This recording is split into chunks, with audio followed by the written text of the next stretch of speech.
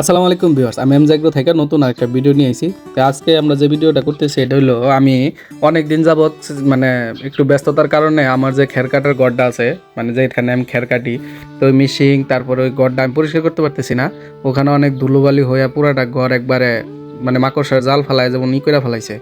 তো আজকে আমি একটু ফ্রি আছি, আজকে আমার তেমন একটা কাজ কাম নাই, গরুর কাজ কামগুলো শেষ করে আজকে আইস পড়ছি এই ঘরটা পরিষ্কার করার জন্য। তো প্রথমে মনে করেন আমার যে ইটা দেখতেছেন এটার উপরে মূলত আমি খড়গুলো রাখি, কারণ ইয়ের ভিতরে রাখলে অনেক সময় নষ্ট হয়ে যায় দীর্ঘদিন রাখার কারণে। তো আমি পলিথিনের উপরে রাখি, কিন্তু এই পলিথিনটা যখন আমি ঝাড়তে ঝাড়তে তুলতে যাই তখন কোনার ভিতরে আমি দেখতে পাই একটা অন্যরকম একটা জিনিস, আর এটা হইলো যে অনেকগুলা ডিম।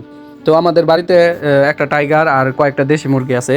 তো এখানে মূলত 3টা ডিম হলো টাইগার মুরগির আর 6টা ডিম হলো দেশি মুরগি। তো এগুলা কিভাবে আসছে, কখন ডিম পারছে, কোনো কিছু বলতে পারবো না, কারণ আমি এখন দেখে একটু হতবাগী হয়ে গেছি যে এতগুলা ডিম পারছে, এখানে ডিমগুলো রয়েছে। তো ভাগ্যিস যে ওই সাইড দিয়ে কোনো সময় পাড়া টাড়া দেওয়া হয় নাই, এক সাইডে থেকে খেরগুলা তোলা হয় আর এক খেরগুলা নিয়ে যাওয়া হয়। যদি ওই কোনায় পাড়া দিতে হয় তো ডিমগুলো ভেঙে যেত বা নষ্ট হয়ে যেত। তো এটা হলো আমাদের এই যে একটা মুরগি, এটা হলো টাইগার মুরগি। এটা আমি শখ করে রাখছিলাম, আমার অনেকগুলো টাইগার মুরগি ছিল, তার মধ্যে একটা মুরগি রাখছি, আর আমার কাছে 2টা দেশি মুরগি আছে। তো এগুলো হয়তো ওখানে ডিম ডিম পারছে।